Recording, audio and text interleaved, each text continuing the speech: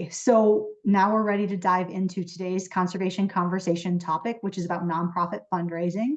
As hopefully you all know, this is a follow-up to the in-person fundraising workshop we had last month in April. And Chany was one of our two presenters there. She's a certified fundraising executive. And again, her name is pronounced Chany Ockert, which is helpfully on her Zoom. And Chany specializes in adapting fundraising best practices and lessons across all kinds of nonprofit organizations. She hosts a weekly 5-minute podcast called Reflections on Generosity, and she's presented for all kinds of nonprofits of different sizes, from all volunteer organizations, which I know at least one of you are representing, to much larger organizations. And anyway, she's done a lot of this and did a great job for the fundraising workshop. So this is a little bit of a recap, just of some key concepts. That'll be the first part of this, is just a brief summary by Chany of the key points from the workshop. Then we're going to have some time for those who attended the workshop, which I think we've only got one so far, to just share what progress they've made, kind of celebrate some of the things that they've accomplished in the month since, which may not be a ton, and also share a challenge that they've come across related to what they learned at the workshop. And those of you who didn't attend will get to just learn from that. And then we'll have more open Q&A and discussion. And we just do want to thank our conservation conversation sponsors, Northwestern Energy and Montana DEQ. And now I will stop sharing my screen and turn it over to Chany. Thanks, Chany. Great. Thank you so much. And I am now sharing my screen.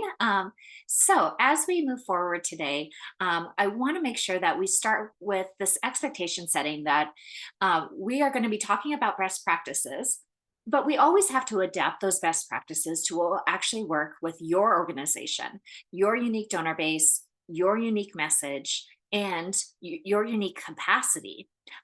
Because if you try to adapt and if you just try to copy those best practices without any of those adaptations, you won't actually be able to implement it as well as you could if you were looking at, here's the best practice and how do we adapt it.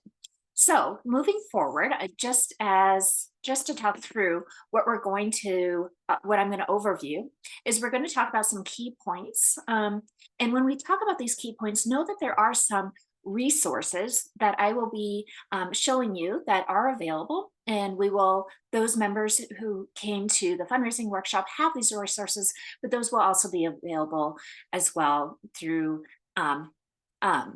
MWCC. So as we move forward, let's go ahead and talk about one of the very important concepts that we have to grapple with in this work. So what we have to grapple with in this work is doing watershed work, doing conservation work.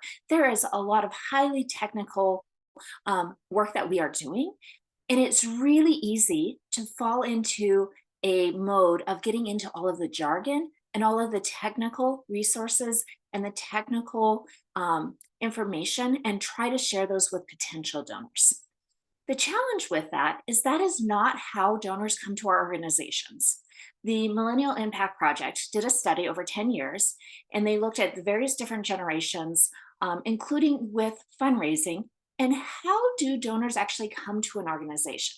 And one of the key findings was that donors first want to belong to something. They want to belong to something because their friends belong to it, because they think it's good work, they want to make a difference, they want to belong to something, and they rarely understand what the mission actually is.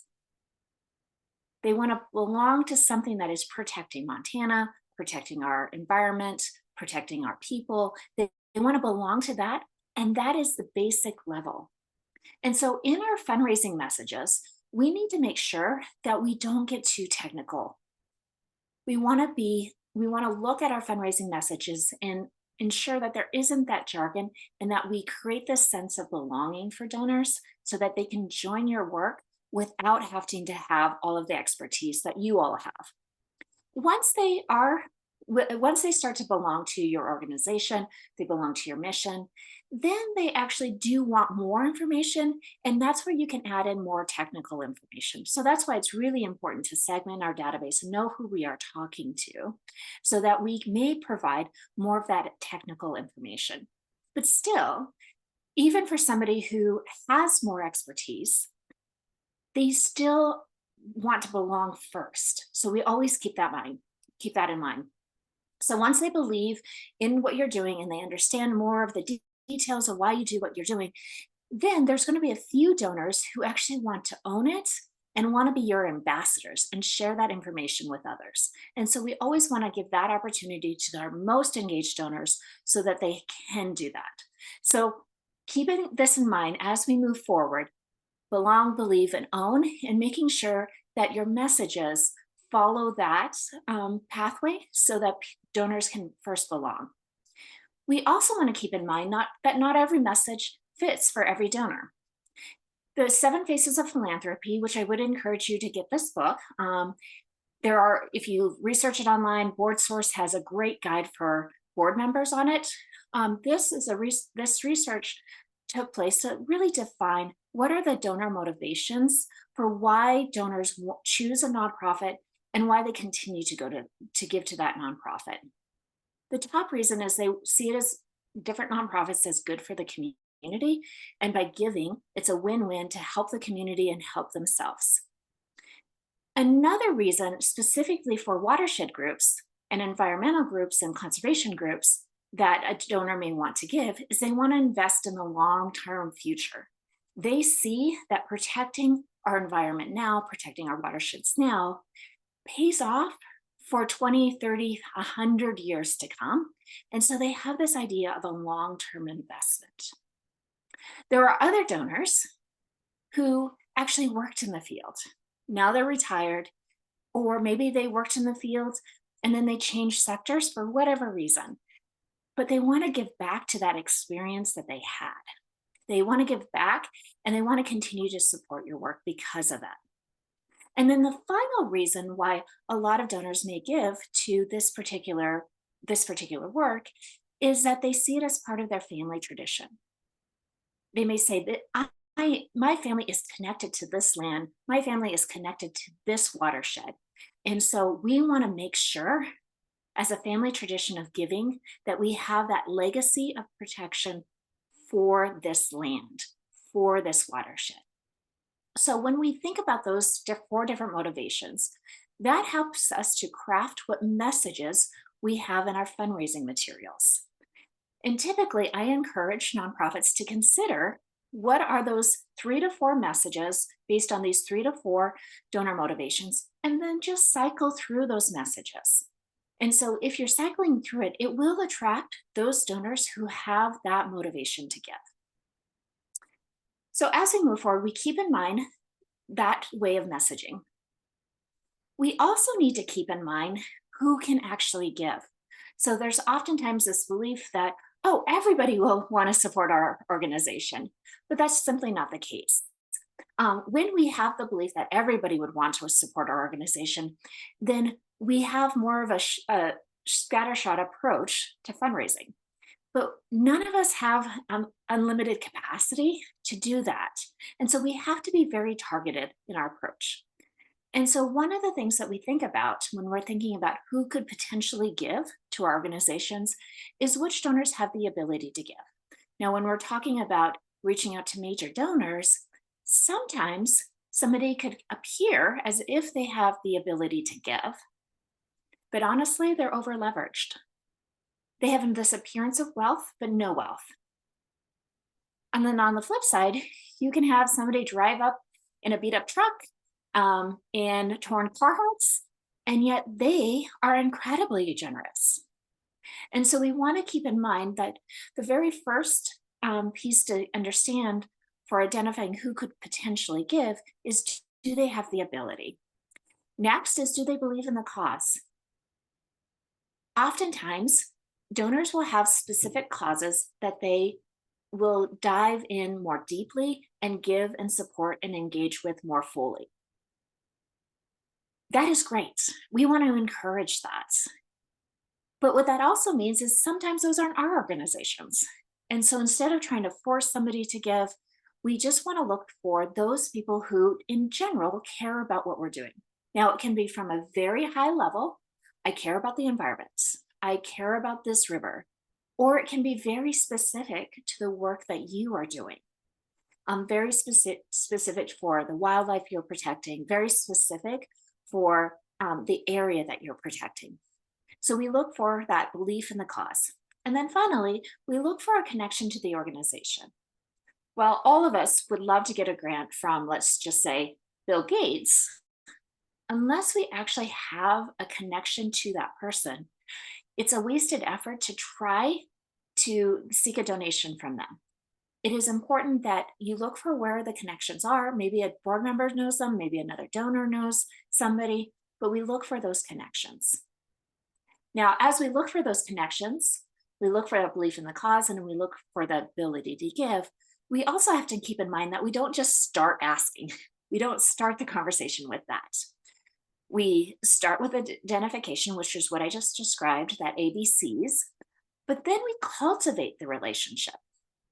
So we find out more about what the donor is interested in, and we provide more information about our work. And so it's this opportunity to build a relationship. It does typically take 8 touch points for a donor before they actually give to our organizations. And those touch points don't have to be just efforts that we have. They can also be different touch points that they're hearing about in the newspaper from friends. Maybe they attended an event. Maybe they went on a watershed tour. So there can be all of these different touch points that we're not specifically having a conversation, but it is important that we cultivate the relationship. Now, in the process of cultivating the relationship, we may find out that a donor is just not interested in our work. Maybe they care about something completely unrelated. Instead of trying to twist their arms, we bless and release them. And what that means is that we certainly welcome any gifts that they may give in the future, but we don't force an ask to them. And we bless and release them by encouraging them to be generous to the causes that they care about. We may even go as far as connecting them with other organizations so that they can continue to be generous. There is that saying that says, with the tide rises all boats. Same thing. When donors are generous, then that helps all nonprofits and it helps your organization as well. Now, of course, we don't want to neglect the ask, and that is the invitation to join. So we want to make sure to always give that invitation to join. Then from there, we want to acknowledge their gift. What that means is that we are sending out the proper receipts. If you don't send out a proper receipt, then donors will actually wonder if you got their donation, and you don't want them to wonder whether or not you have the professional capacity of acknowledging that you got their donation. So we always want to make sure that we acknowledge. The next 2 parts are even more important. That is that we are stewarding them, that we are saying thank you for their gifts. There are multiple ways that we can say thank you, and I'll talk about that in just a moment, but we want to make sure that we're saying thank you. And then we also want to make sure that we're reporting back after they gave so that they know that their gift had an impact.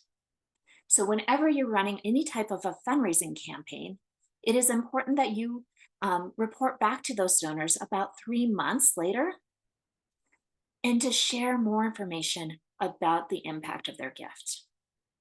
Now, all of this may seem a little bit overwhelming, and you may wonder, how could we even have the capacity to do all of this? I encourage new nonprofits and nonprofits that are just limited on their capacity to really focus on the stewarding and thinking and the engaging and reporting.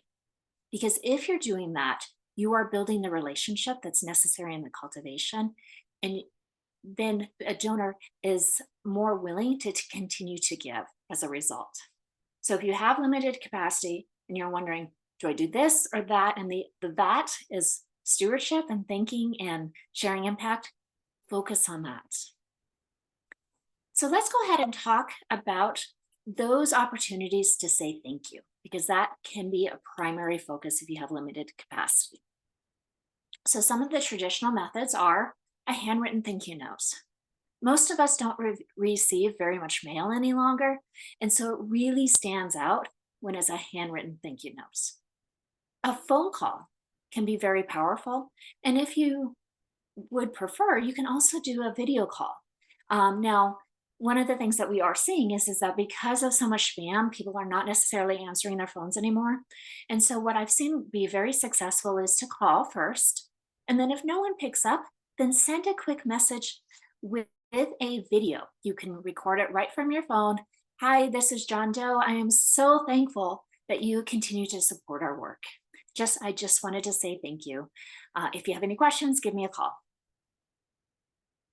What we find is that text messages are checked within 3 minutes, 94 to 98% of the time. So these are very powerful with the role of TikTok and videos.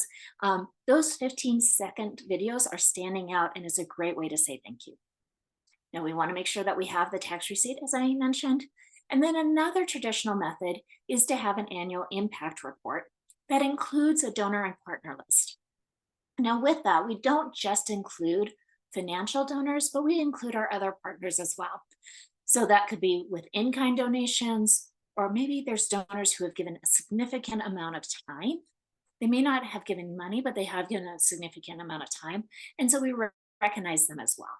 So that we are making sure that we're very broad in who we consider a part of the community of our organization. And that goes back to that idea of belonging. People want to belong to something that's doing good. So these are the traditional methods. I would encourage you to continue with those. And then you can build on these stewardship methods and think about other ways that are unique to your organization that would be really meaningful. The average donor thinks what we're doing is absolutely cool. And so inviting people on tours, inviting people out in the field, that can be another way to steward the relationship. So as we move forward, we also want to think about how do we get board members involved, especially in all volunteer organizations. It can be key to get those board members involved. So a board member has 3 different roles or 3 different hats that they're wearing. They can only wear one hat at a time. And so they're governing the organization. That's when they're meeting at a board meeting and they're making a decision and they're meeting all together for them. They're also an ambassador in the community. And so they're sharing information about your work in the community, and they're bringing back feedback to the board, to board meetings about the work and what the community is saying about your work. So that's where their ambassador role. And then they have a final role, which is as a volunteer. And that role as a volunteer includes volunteering to support fund development. Now, does that mean that every board member has to go out and make an ask? No, not at all.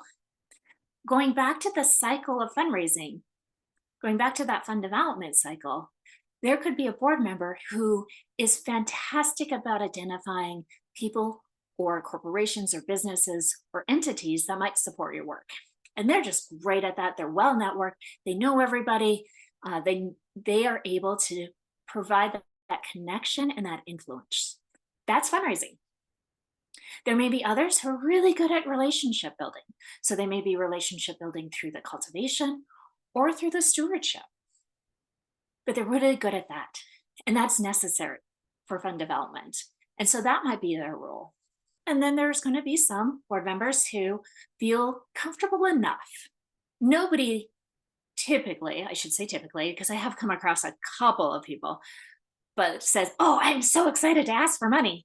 No, most people in this world who are professional fundraising saying, I love to ask for money because it supports the work. It's not, I like to ask for money because I like to ask for money. It is, I like to ask for money because I care about the work that we're doing. And for the same thing with board members, there may be some who are so passionate about your work that they feel comfortable enough to join you and be a part of some of the conversations with donors, maybe for sponsors, with businesses. Maybe they'll help introduce and open those doors for you to be able to have those conversations, those deeper conversations. So those are the 3 hats of a board member. And how do you operationalize this? How do you move forward with this? So as you think about this, there are some foundational practices. The first is there has to be 100% board giving. And it's not, I say non-transactional, meaning that they're not getting anything for giving, but there has to be 100% board giving. I use this illustration all the time. If a board member had an unexpected inheritance that came in, and that board member was going out and trying to find a different bank to deposit that inheritance in, and they chose a different bank and they got all ready to deposit the check, and then they found out that the bank president didn't have an account at that organization, the board member would not put their money in that bank. I guarantee it. I've never had one person say, yes, I would love to. No, we would expect that the bank president actually knows more about the bank's actual finances, and that's why they don't have an account there. In the same way, board members have the inside information for how your organization is being run, how it's handling the finances. And so by giving a, a donation, a financial donation, they are saying, I support this organization. The next foundational practice to support board members in their volunteer role is to have development moments on the agenda. That's where board members talk about their experience in fund development, whether or not it's writing a thank you note, talking to a donor, or identifying different networks, having an opportunity for board members to really talk about it. Then they can create a board agreement that really shares how they may be involved. They can look at, do I feel comfortable sharing my personal network, or do I feel comfortable sharing my acquaintance network? So they can think about, where do I feel most comfortable in sharing information about our work in the community? And then it's important that they're always thinking about how they're sharing information about the work you're doing. And there's a great framework. We talked about this framework in the past, but this great framework of really thinking about, instead of memorizing an elevator speech, but really talk about their experience personally of why they've joined the board. That's that story of me. Here's why I've joined the board. And then thinking about, if the donor were to decide to partner together, decide to join, what is some of the work that could be accomplished? And then we always end with a call to action, the story of now. And that story of now, that story of that call to action, is what the person you're talking to, the board member is talking to, can do next. Is it to like you on social media? Is it to volunteer? Is it to attend a tour? Is it to give a donation? And then finally, it's really important that we're always celebrating our work. So these are some of the foundational practices that board members can get involved in. So this is a sample of a board agreement. As I mentioned before, this is one of the resources that you can receive to actually start to operationalize that involvement with the board. Moving on, at the workshop, we also talked about two key ways or I should say two key methods that those organizations involved in conservation work should include in their fundraising.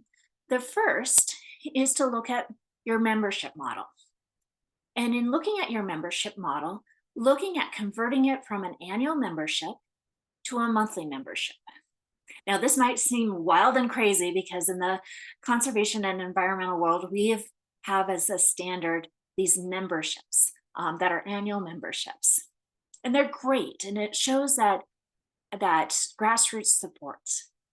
But with annual membership, what happens is that we are forcing the donor to decide every year whether or not they like the work that we're doing. And if we happen to catch them on a bad day, perhaps they say no, not because they don't like our work, but because we caught them on a bad day, right? And so Network for Good went through a process. It was a 3-year research study with the Gates Foundation, and they looked at a different method for this. And that what they looked at is this idea of a monthly membership instead.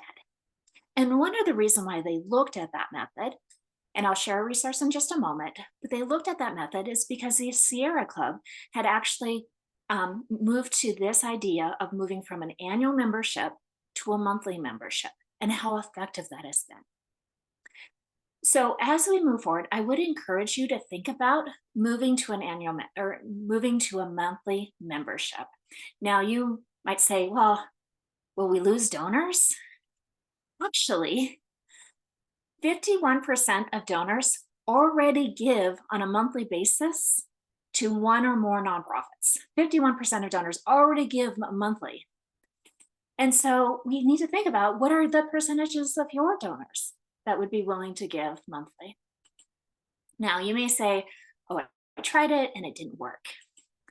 Well, we do have to keep in mind that it is a slower and a lower conversion rate, but donors stay with you longer than they do for annual memberships. So it's worth it in the end. Because it's a long-term strategy, it actually feeds into what is another important aspect of conservation giving, which is legacy giving, which is planned gifts and gifts through somebody's will or estate. It has to be easy. It can't be multiple clicks. It can't be sending in a form. It has to be very easy. And it has to be messaged very well so that the donors can see that it's easy, convenient, and it will work for them. And you do need to be talking about it locally, because a lot of the donors who do have a monthly membership already, they just assume that your nonprofit doesn't have the capacity. But even with PayPal, you have the capacity. There is the capacity that's out there.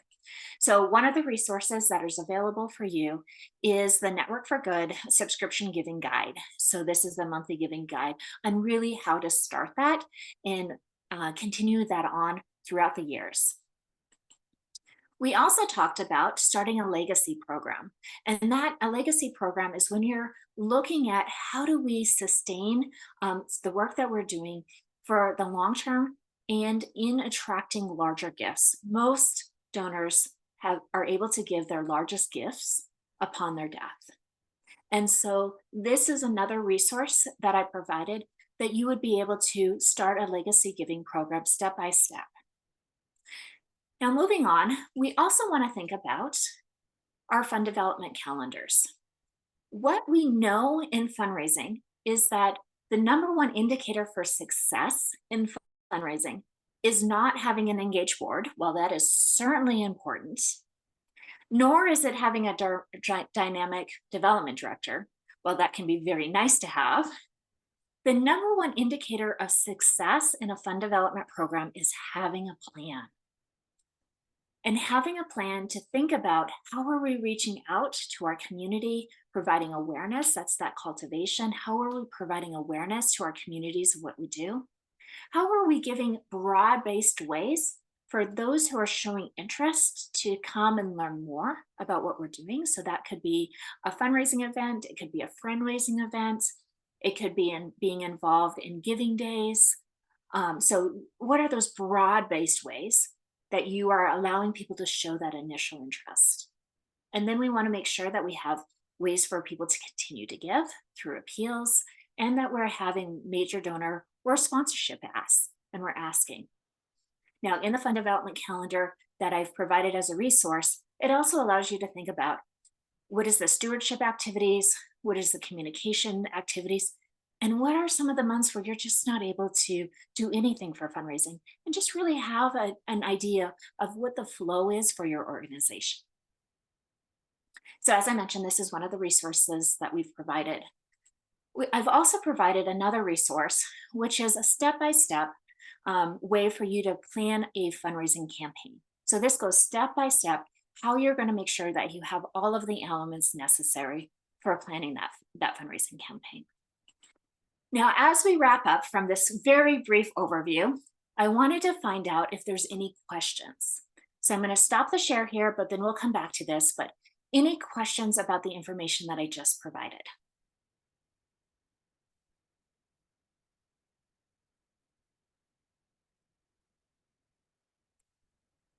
Any questions? Well, okay. And I will just take this, since we haven't had any questions, and to give people another moment to think. I forgot to mention at the beginning that we will, as always, make this recording available. And Chany, I forgot to ask you, but can you also share your slides for this presentation? Okay, so we'll also share the slides, and then we're going to talk about at the end about how we've been working on the recordings from the actual fundraising workshop, which was a full day and obviously has a lot more. It just took us a while to get those recordings going. So we'll talk at the end too about how we'll get all that out. So just in terms of additional information. Thanks, Chany. Okay, perfect. So the next, I'm going to share my screen really briefly, but then we're going to go on. I'll stop the share. So we always want to make sure that we're celebrating success, right? We always want to make sure that when we look at what we're doing, we stop and think about what difference is this donation providing? What difference is this progress providing? Because oftentimes what can happen is that we just are thinking about the next goal and the next goal and the next goal, and we don't realize how far we've come. And celebrating success and fund development actually helps us to continue the momentum. It helps us from getting burnt out. It helps our board to stay engaged. So we always want to celebrate progress. So let's go ahead and celebrate any progress that you have seen in the last month. So it could be something small of, I identified a donor database, or I identified potential donors, or it can be large. So what is some of the progress that you feel like you've made that you want to celebrate?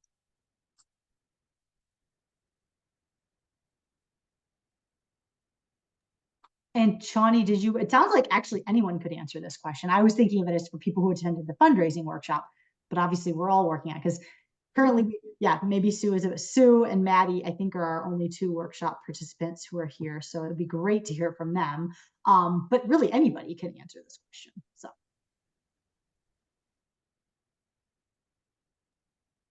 I'll speak up because it's always kind of, outside my comfort zone. Yeah, through casual conversations, I was encouraged to apply for a couple of grants, and I applied for them just the other day, and I haven't heard back, but it was just a simple conversation. It's like, gosh, why didn't I think of those myself? But that was a win for me. That's a huge win. So yeah, who knew that like a 2-minute conversation could do that, right? That's awesome. Yeah. Any other success that you wanted to celebrate? I'll put a small one out there, and it's like a combo with the whole workshop, but we are a little less intimidated about video connection with our donors. And so we made a video for the first time for the Greater Helena Gives.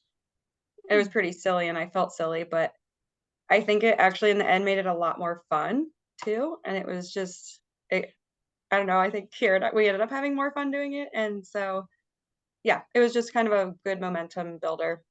And then I guess an icebreaker, because it's like, oh, it's not that hard to make a video. Right. Fantastic. That's awesome. That's awesome. And also, Amy, this might be a Kiera question, but we don't make it. We're just learning how to do these giving campaigns. But I know, Kiera, we made way more money than we made last year, right? I don't know how much more, double or something that we made last year. So anyway, that we raised. That's awesome. And I guess because we went in with like a targeted match, and had that kind of the little more planning to it, I suppose. Right? Yeah. Having a match is so important whenever we're thinking about any type of a campaign or a giving day. Is having a match really leverages additional giving. It's about the numbers are 19 and 21%, but it's 19% more donors excuse me, it's about 20% increased response rate and about a 20% increase in the average donation. So it is huge. It is important to have matches always. So you saw the effect. So that is exciting. Maddie, was there anyone that you unmuted yourself? So any success? Yeah, I will say we haven't had a whole lot of tangible additional income coming in since the workshop, but I think we've definitely made progress just in terms of getting clear about what our messaging is and kind of what the donor motivations are that apply best to us. So that framework was really helpful. Perfect. That's wonderful. It's all of these building blocks that are so important, and you're putting the building blocks together. So that's fantastic. Yeah. Okay. So I want to follow up on one thing that was just mentioned is the video. With our work, video matters even more because the beauty that we can show through the work, right? it's not as though you're just stuck in an office and that's the only thing you have to show, but you can go out into the places where you're working and you can show that, and people love to see those landscapes. They love to see that real tangible work. And so the videos that we can use to share with donors are so powerful. So it is something to consider. And the nice thing is we can just use our cell phones. I was working with an organization that's a watershed in Pennsylvania, and I would have him record his videos, do a selfie video in front of the watershed at sunset. And people loved it because they love seeing that beauty. And that is something, that's a gift that you're sharing with the donors. You're sharing that gift. Okay, so now let's talk about some challenges. What are some of the challenges that you've experienced? And then we're going to go a lot deeper into any of the aspects and talk about any questions you have and then discuss how you can implement. So, but first, any challenges that you've had that we want to talk through? Yes, Sue. Getting started. Yeah. Yep. We haven't really been fundraising except for a specific event. And, you know, I would like to build kind of a reserve. And I don't even know how to get started unless it's for a specific event. Mm-hmm. Yeah. So one of the things I've noticed, Sue, is that you do have a membership, right? Would it be possible to shift that to a monthly membership? What do you think? Well, I was just wondering about that because our membership is kind of expensive. It's $200 a year. And I wonder if that's a deterrent for some people. So we now have a Square account in place. So I think we could easily do that. Mm-hmm. So when we're thinking about a membership that's $200 a year, what is that a month? Well, it's less than $20 a month. Yeah. And do you think that that would be doable for a lot of people? Yeah.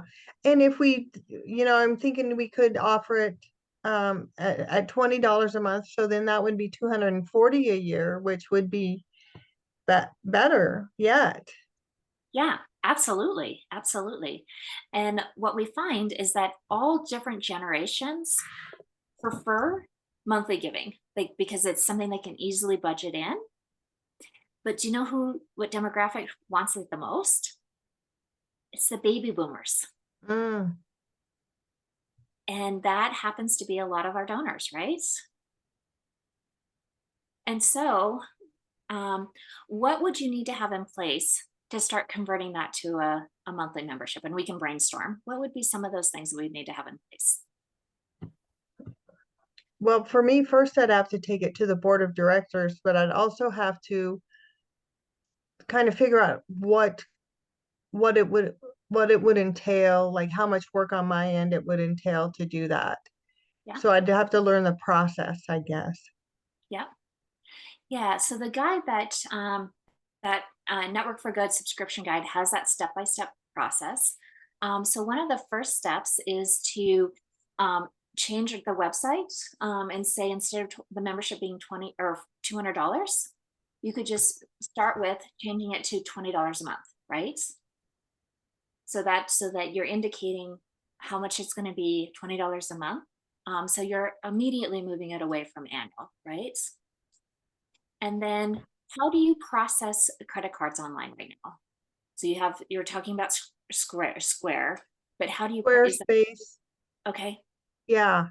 And Yeah. I'm going to assume, I'm pretty sure I can set that up on a monthly basis. Okay. Yeah. So what do you think about, I think that there are people who don't want to do monthly. Could we have the option of annual or monthly? You certainly could. Yeah. Okay. But if you start first and you develop this expectation that it is monthly, you're going to have a better conversion rate. So it's best to start there first and then give the option of an annual. Businesses will typically want to choose, typically, not always, but will typically want to choose an annual amount instead of a monthly. But individuals typically want to choose a monthly amount because it's easier to budget. So, Okay. yeah. Can I ask a question on that? Yeah. With like, if you know you have, say, your membership that at that level, and it's like a question comment, but can you also look and say, well, the majority, and I guess the question, like, are the majority already paying by a credit card or a check? Because I can see how like the one time a year thing, the check is so easy. Yeah. And then you have the like angst of like, oh, well, now I have a monthly thing to track or whatever. Do you have feedback on that? Or is it important to look, I guess, if more people are sending checks? Because, yeah. Yeah. So I'm going to answer that question in two ways. One is that we're running into a demographic issue pretty quickly, and that is that donors below the age of 45, frankly, don't have checks anymore, or it's pretty small percentage. And so the idea of going to the bank to get a check to send it in, it is a disincentive to actually become a member, right? So we're dealing with that demographic issue. The other piece is that a lot of donors assume that it's the best way is to send a check. But for us as nonprofits, it's far easier for us to receive a credit card donation, because that can be automatically deposited into our bank accounts than having to go to the bank and make the deposit. So there's oftentimes an education piece of saying that it is easy, convenient, and it saves us money, right? And donors like to know that they can save the nonprofit that they love, that you can save them money. So you can start talking about that as well. And then finally, oftentimes we're not promoting the annual giving or the monthly giving. And so they don't realize it's even an option. And I find that specifically with rural nonprofits. And I say that as somebody who lives in a rural area, I live in Big Fork, that a lot of donors just assume that the nonprofit doesn't have the capacity to do it. But we have Squarespace or Square, we have PayPal, we have DonorBox, we have a lot of different donor databases where giving or online giving is already integrated into it. And so it becomes easier and easier for that to happen. So I hope that answers that question. Yeah. It looks like Kira raised her hand, and I almost think I might know what she's going to say. I had a question related to monthly giving, in that we use Little Green Light as our CRM, and they provide the option in one form for a donor to click monthly or yearly. Yeah. Is it better to have separate forms, or is it okay to have one?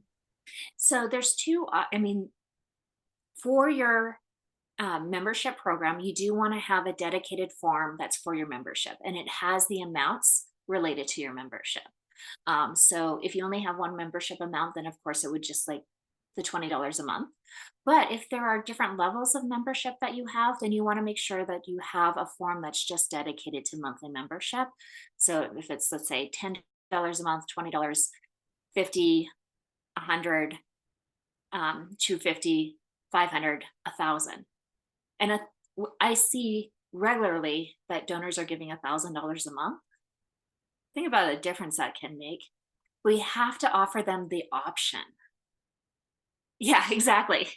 That's the thing is that we've seen the research on this, and it's really fascinating that whatever you offer as your top amount becomes your ceiling.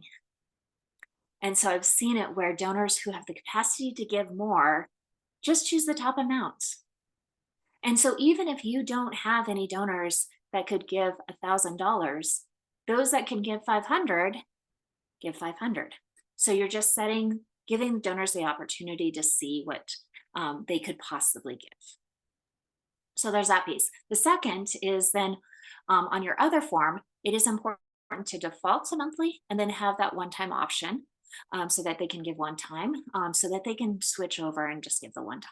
So that might be your donate now versus become a member. So you could have two forms.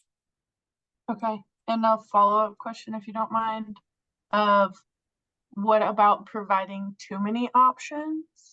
Yeah. So like, $1,000 option would be great if people would use it, but I don't want to provide 5, 20, 100, 500, 1,000, that just feels like too much. Yeah, Is so that- yeah, research has shown that 5 is about the amount, but unless you have a very wide donor base where you have some donors who are only going to ever give $5, but then you have others who are on the higher end.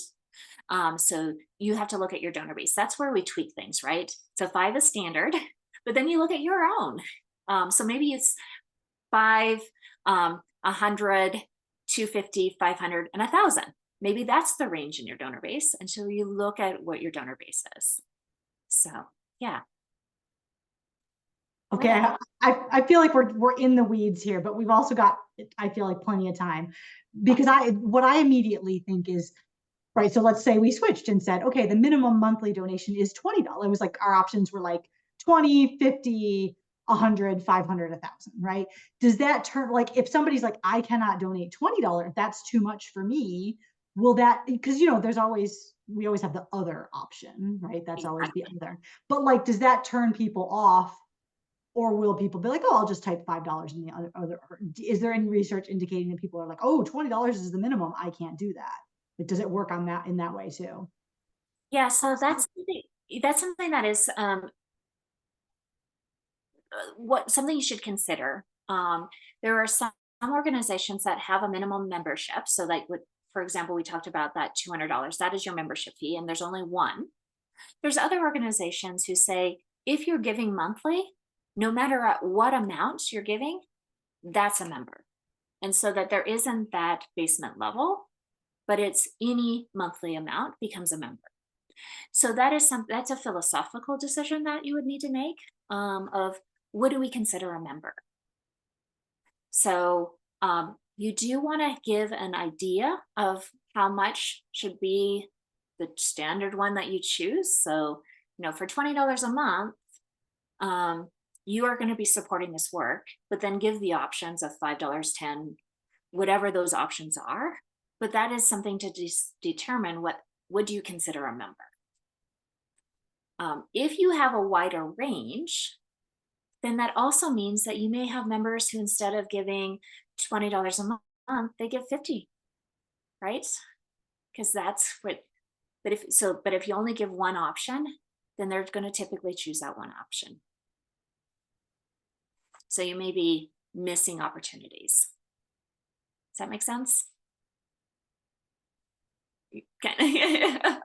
No, I'm still just wondering about like turning off people who might, but yeah, I think it's just something we have to figure out. Like, again, we're starting to have a database of donors, so maybe so anyway, but it looks like, Deb, did you unmute for a minute? Did you have a question or something? Well, I think my question is, if you've really gone back and forth between being a membership organization, because then that requires some voting and setting things up like that. We just went down the road of not being a membership organization, but having people make annual contributions, mostly year-end appeals. And so I know we're not in that, you're a member necessarily as much as you're joining our group to support our work. And is there anything about that, like a non-membership organization just striving for monthly or annual reports? Yeah, so you bring up a really good point, Deb. So in fundraising, we talk about membership as a belonging aspect, that you belong to the mission, not a legal aspect. So in fund development, but there is that legal aspect, which is a nonprofit that is structured to have voting members, right? And so you may decide to call, from a fundraising perspective, your annual membership something different when it's just a fundraising membership, right? The Sierra Club, if I remember right, they call it Defenders in terms of their members, their membership, their monthly membership, which is a fundraising membership. They call it the Defenders. If I recall that right, I could be wrong on that. So look it up. That is something that you could, yeah. Prickly Pear Land Trust has a really cool one. They're called the Cactus Club. Yep. Yes. Yep. Exactly. Yeah. Who uses that? Prickly Pear Land Trust. It's the land trust in the Helena Valley. Yeah. Oh, yeah, And so that's a you good can one. call it, yeah. So it allows people to have that sense of belonging. It allows people, if you ever have a call to action, maybe contact your county commissioners or your state legislators, to really give that idea of feeling like a sense of belonging. So you reach out to that group. But yes, indeed, the legal membership aspect of a nonprofit membership, that is something different. Yeah. And Deb, you may have even like with MWCC, we talk about our supporting members, right? And those are just organizations who donate to us annually. At this point, we don't have a monthly yet, but we don't require, and there are some benefits to that. Like there are a few things you can't do unless you're a donating member. But yeah, we're not a membership organization, and everybody still can do all the MWCC things and come to our events and come to these conversations, but we call it membership. I think for maybe Kira and Amy can speak more to that, but we do call it our supporting members program because we want people to understand that you are supporting us. You're becoming like, you know, you're always part of the network, right? But if you're doing this collaborative conservation work, but if you're also donating to us, then you become like a supporter of the MWCC mission.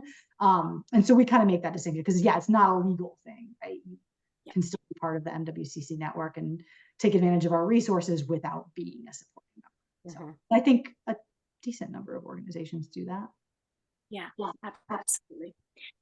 Yeah. Nancy.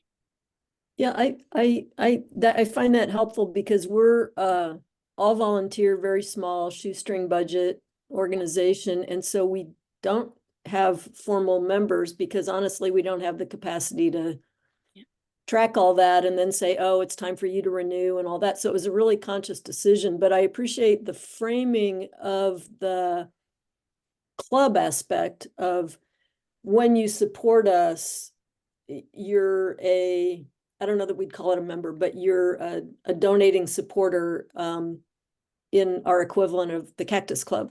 So thank you. That's useful. Yeah. And it is so much easier to manage because once somebody signs up, it's when they pass away, they change bank accounts, or their credit card expires. Otherwise, they continue to donate month after month after month. So it's a so much easier way to really build that group of donors is through that monthly giving, that monthly membership. Yeah. So do you do a monthly ask then? Nope. No, it just continues. So you do the one-time ask, or not, I shouldn't say a one-time ask. You run campaigns or you share information with your supporters of saying you can become a monthly giver, and this is the benefits to that idea, joining a club. They join that, and then what you're doing is you're just stewarding them. You're saying thank you to them, but they'll continue to give, and typically that's through their credit card. You can do EFT as well, but it's easiest just as a credit card, and PayPal has that set up. Yeah, and just to clarify, it's like it's automatic, right? You set it up so that they automatically get charged every month. Yep. Okay. I have to say, I struggle. It's counterintuitive to me, and I think it's a demographic thing because I do my giving annually.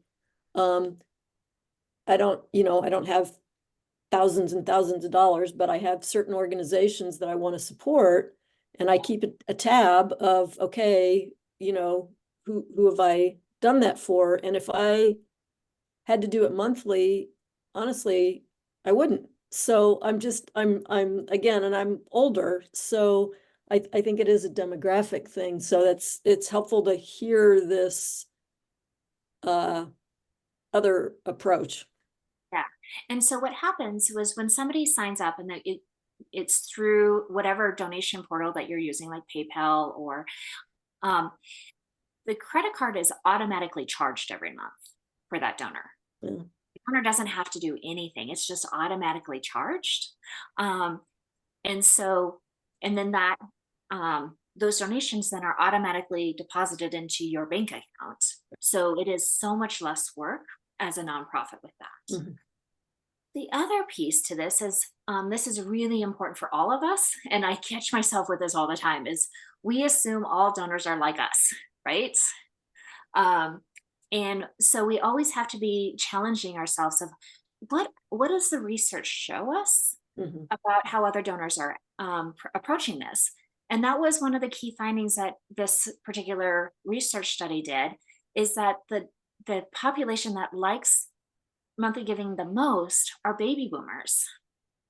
And it's because with their limited income, with retirement, it's easier for them just to plan out who they're continuing to support, just like that. Now, I tend to do my giving, my larger giving at the end of the year. I also have monthly. So it's one of those things we're always like testing ourselves. What more can we learn? What is the research showing us? So yeah, but that's for all of us, right? So I That, want to, oh, go ahead. I was Deb. just gonna say that reminded me of this year's Montana Public Radio annual appeal. You know, they have their big push, and when I called, they said, well, if you're gonna give that amount, would you like to break it into monthly payments? We'll just bill your credit card monthly. And I remember thinking, that's interesting. They're gonna get an extra $30 if I agree to that, right? And then I realized, well, they're gonna get my credit card anyway, and it'll come out instead of this big chunk right now on my card, it'll be. So I remember thinking, doing the math on that, well, maybe this is the year to do that. Yeah. And But not they only put that, it into an appeal, an annual appeal, I realized. Yep. They're not Yep. gonna book me monthly, I don't think. yeah. And so then the other thing is that next year they don't have to ask you again, right? Because unless you said, I want this monthly gift to expire on a certain date, they're going to continue to charge your credit card automatically every single month, right? And so next year you're automatically going to be giving unless you put an expiration point on that. And I have that's, to go back and look, I don't know. yeah, But this is how Netflix gets us, right? right? Just Yes, exactly. you never stop doing, yeah. Yep. And I have to say, just Deb, to your point about Montana Public Radio, like I think the spring pledge drive was the week after the fundraising workshop. It was very soon. And I remember listening, being like, and just thinking of it in that different, and they hit, like, I don't know how many of you guys actually listen to public radio or listen to the campaign pledge drive, or if you just turn it off, but they do a lot of, right? They plug the belonging. They do a lot of these things that we're talking about. And it was interesting to listen to it with that lens. Anyway, they just do a lot Yep. of things that we're talking about. Absolutely. Yeah. Once you know this, you can't unhear it, right? And so you're going to see they talk a lot about belonging. They also talk about a lot of legacy. Because of that, they really do promote monthly giving. That started a couple of years ago, and it is ongoing giving. It's recurring, and you have to stop it. You have to tell them when you want it to end.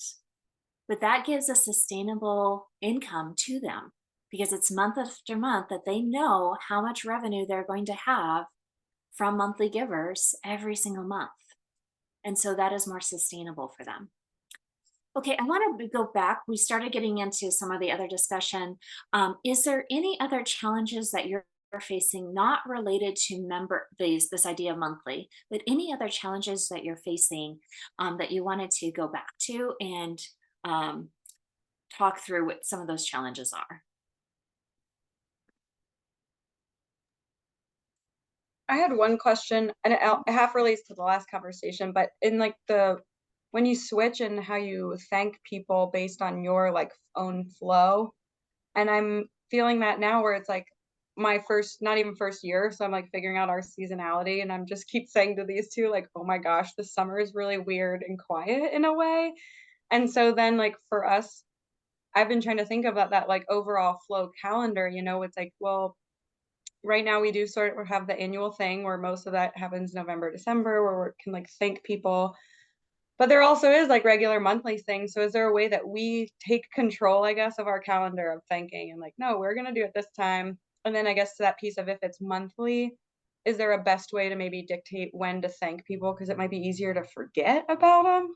Is that fair? Like you'd be like, oh, whatever, they just give, and not like, oh yeah, everyone's giving in the year. And so I can do the annual thank you and we get everybody kind of thing.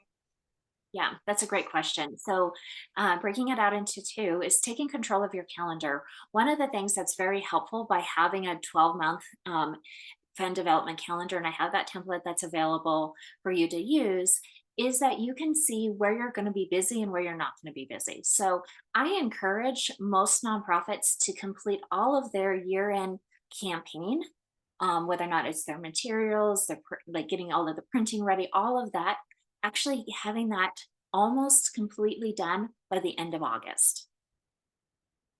Particularly in Montana, we see that there's less fundraising activities of asking people during the summer, because it's so hard to get a hold of any donors in the summer because they're out having fun, right? And so thinking about, okay, with the activities that we have throughout the year for fundraising, how do we prep them during times that are slower for us? And so that you can actually put into the calendar prep times. Okay, I'm going to prep for year-end giving in August. So that's one way to take control over that calendar. The other is to look over the full calendar and see, okay, when are the times that we should be stewarding our donors? So we don't want to say thank you to our donors, like a handwritten thank you note to our monthly donors every month. They will get annoyed at us. So we don't want to do that. But we can think about throughout the year of how do we mix it up? So maybe there's an impact report that we send out at a certain time. Maybe we have phone calls that go out to those donors specifically during a different month. Maybe we have the handwritten thank you notes at another time. So you actually plan it in the calendar under that stewardship row of saying, okay, here's when we are going to say thank you. It not only provides us to take control over the calendar, but it also gives us a broader view of saying, okay, what are our donors receiving? When should we best thank them? When does it make sense to say thank you? So one example of that is to always say thank you in October or the very beginning of November to remind donors that they like your work before year-end giving. And so it's just that touch point with them. Okay. So let's go into that, just the general discussion, anything that's coming up for you for fundraising, whether or not it be the software, the messaging that you're using, the motivations, any of the guides that I've given, any other questions. Let's go ahead and just move into just wherever the conversation goes. Well, I have one challenge that I know we talked about a little bit during the workshop, but for me, one of the big struggles has been building up kind of from scratch who the fundraising audience is going to be, because we have a huge mailing list, but it's made up of supervisors, staff members, the people that we are here to support, not the people that we want to be soliciting donations from. And our board, there's a culture of giving in terms of volunteer time. All of our supervisors are not only volunteering time for us, but also in their own districts. But we don't have financial board giving, and that frankly is not something that I see changing anytime soon. So, relying on board members to really actively engage in this fundraising right now isn't realistic. So I guess, where do I start with that? What's the initial audience? And how do I send something out if I don't have anyone to send it to? Right. So that's a great question.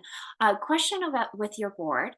Are they familiar with those folks who have retired from the field? Probably. Okay. So that's not so when we think about fund development, that cycle, identification, cultivation, solicitation, stewardship, that question about identifying, that's where board members can be very involved, is identifying, especially if they're not able to be involved in any asking, or because of the nature of their work, they can't really be building the relationships. So one of the motivations is repairs, right? And so would it be possible to start with those that are retired from the field and giving them the opportunity to give? Can you identify that list of individuals? Probably. That's an avenue that I hadn't considered.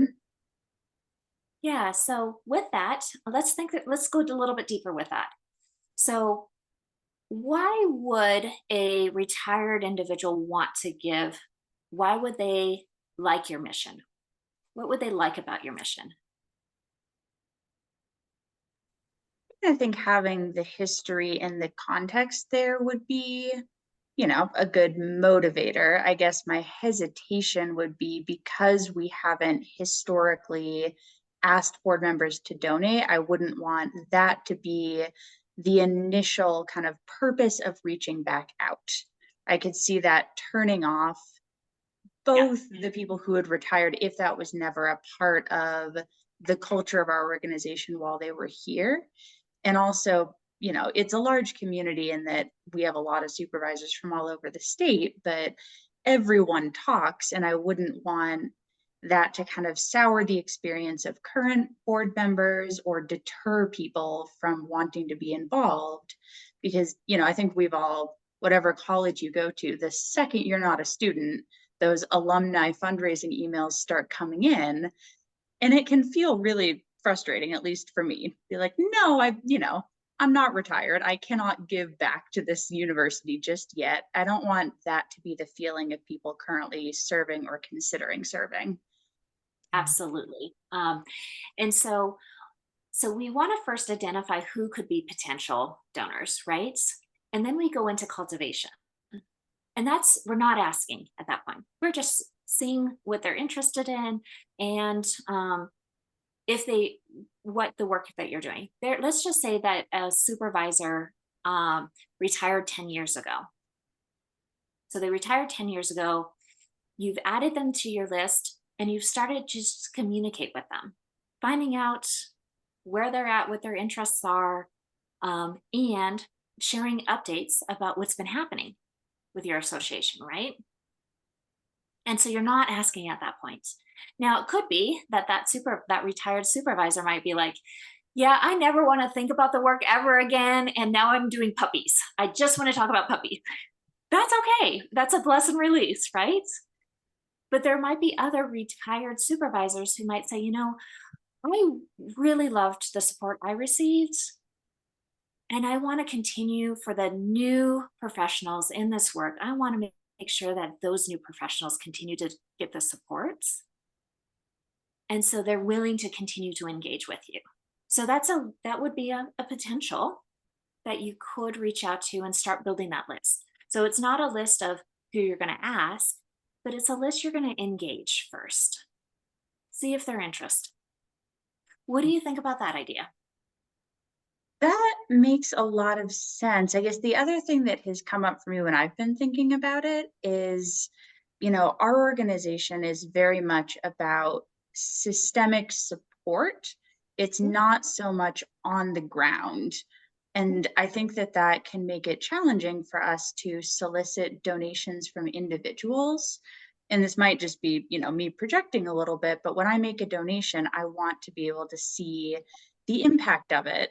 And I think that's harder when what you're supporting is a group that supports other groups that supports, there's too many layers for people to be able to see that impact. And so I've thought about, instead of focusing on membership programs or individual donors, leaning more into foundations and these kind of structural fundraising groups. So can you speak a little bit about that and when it might make more sense to put energy in that direction?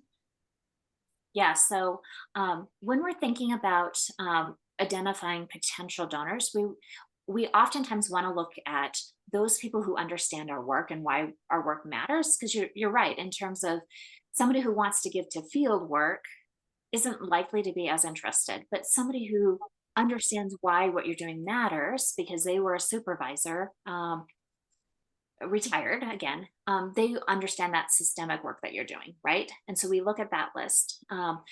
And then when we look at foundations, there are foundations that understand capacity building. And that's the wording that you're going to be looking for, is that capacity building and advocacy, right? Those are the two buzzwords that you would see with foundations. Because there are foundations who only want to support field type work, right? But then there's others that see this bigger picture of if we build the capacity, then building that capacity allows you to support the other organizations who are doing the field work, right? And so that's what you'll want to look for, is that. And remind me, oh, go ahead.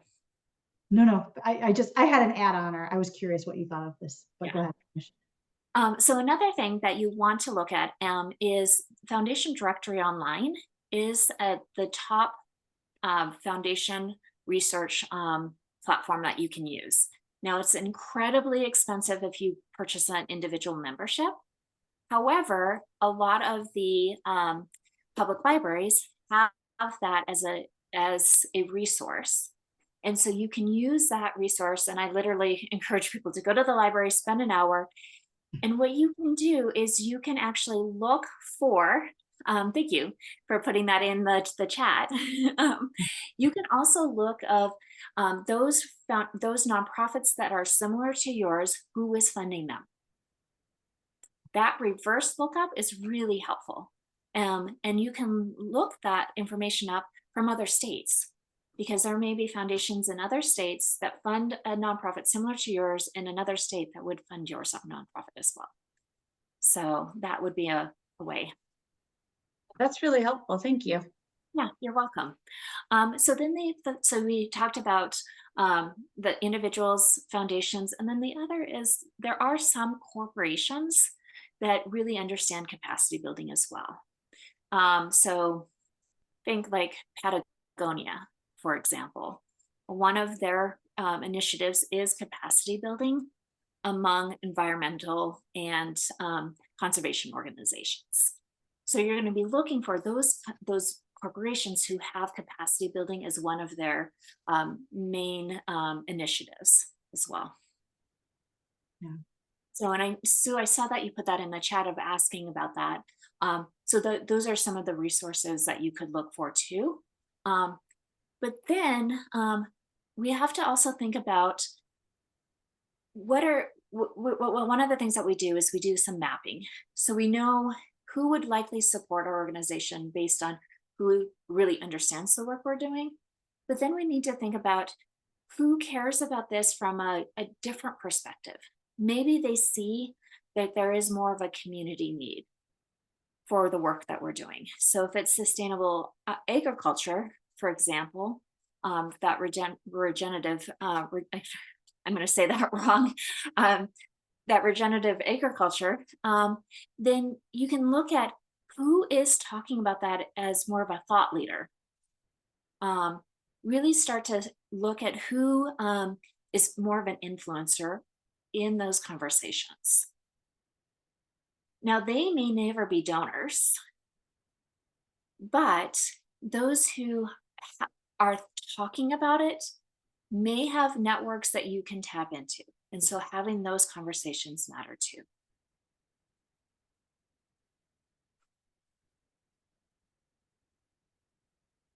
So, more questions? And maybe a half connected one to that. So I really appreciated the way Maddie framed the beginning too. We're very in a similar boat, I would say, as far as membership.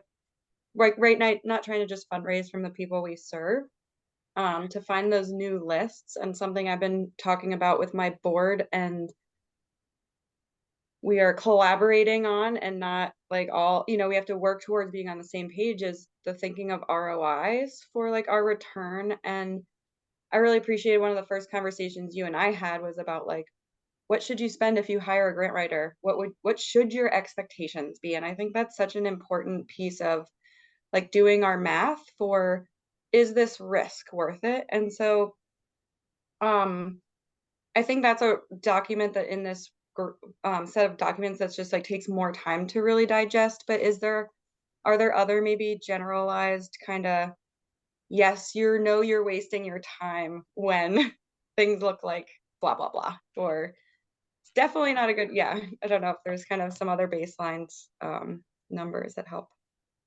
Yeah, so the rule of thumb with grant writing is that a qualified grant writer should be able to have about 25% of the grants be awarded. If they're below that, they're probably not as successful as you need them to be.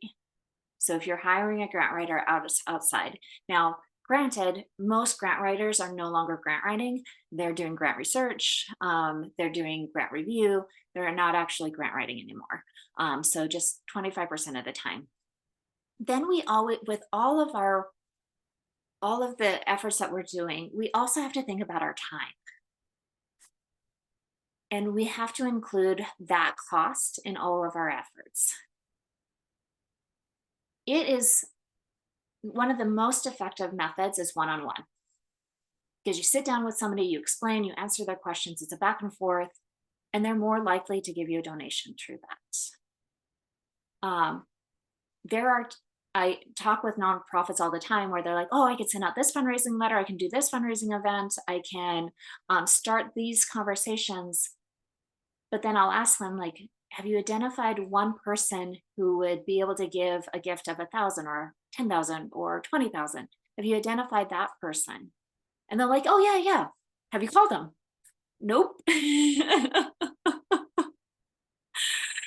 And so it is taking the time and just having those conversations, because that 1 hour meeting could develop into something that is longer term. That is a longer term relationship. I had this conversation with a client, and they were planning 3 fundraising events to raise $45,000. They had one conversation with one donor, because I encouraged them to do this. They raised all $45,000 in that one conversation. And I just think about just the amount of time. So really thinking about being planful of, we do need to make sure that we have broad-based appeals, because that's how you're meeting different people. But then we also have to think of what are smaller methods and what are the one-on-one methods. Okay, Maddie.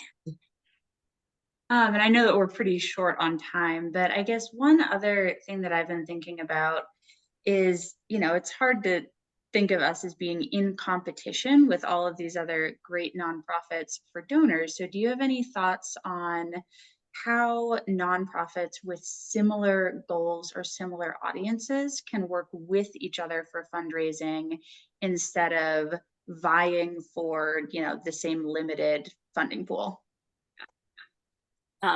So I have this debate with my colleagues nationally all the time, because they're like, oh, there's no competition in fundraising. I'm like, well, when you're in a small community, there's only a certain number of donors. Like, sorry, there is. And so one piece is to, as you're getting to know a donor, really honoring what their passions are, and being willing to say, oh, it sounds like this other organization fits better and aligns better with your passions, and encouraging that. Because one of 2 things will happen. One is they will talk well of you to their friends, which is important. And somebody in their network may come to you. The second is that they may come back to you and say, I'm so appreciative how you treated me, that they come back and they actually do donate. So one is to really honor the generosity of donors and support that. The next is that sometimes we limit ourselves. We assume what the upper limits are going to be, but it's the donor's decision. So when I mentioned the $1,000 a month as a membership, all of you gasped. I saw that because it's outside of our framework, right? But it's not outside of some donors' frameworks. So understanding where we can limit ourselves and letting the donor make the decision of whether or not they can give. Whether or not it's be a very small donation or a larger donation is always empowering the donor to make that decision. And then the third is that we are always I will say this, we are in a decline in giving right now, and being aware of that. And so to manage our own expectations. We've seen, we're now at 2019 levels of giving, and we've seen some further declines this year. So just keep that in mind in managing our own expectations. So with that. Yes. Turn it over.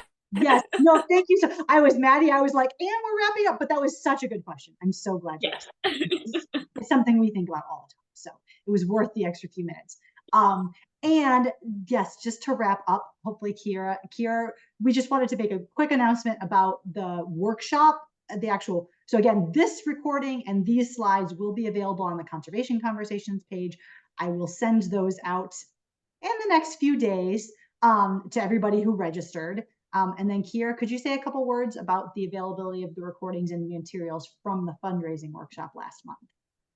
Yes, attendees will get those before the end of the week in an email from us, and then we will be releasing them to everyone else for purchase next week in our Conservation Fundraising Exchange newsletter.